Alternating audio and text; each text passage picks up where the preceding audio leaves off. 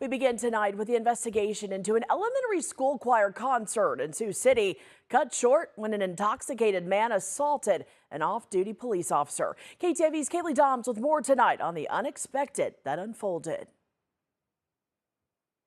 I'm here at Holy Cross of St. Michael's, where yesterday an altercation broke out at a preschool choir concert. At 1846 hours, the Sioux City Police Department was notified of a disturbance at Holy Cross St. Michael's.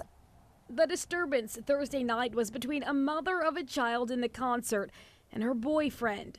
The argument so loud it stopped the concert. Two off-duty officers approached the male.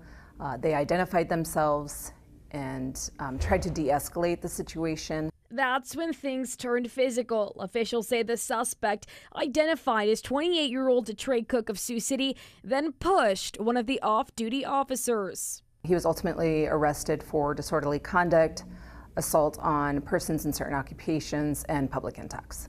Dr. John Flannery, the president of Bishop Heelan Catholic Schools, says Thursday night's incident is a testament to how well their students and staff train for any situation. Been through a lot of training, and our students have been through a lot of training as well to do everything they can in any circumstance to avert trouble, and I think that's what our families did last night. Now the district thanking those off-duty officers. Got great families and great people, and it's always nice when something comes up to know that our teachers aren't alone in their vigilance to keep our students safe. So it was really grateful to those who helped last night.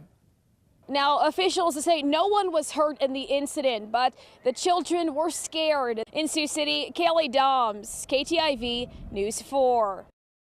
Tonight, investigators want to emphasize there was never any weapon involved, and although the concert was stopped, the kids were able to finish their performance about 30 minutes later.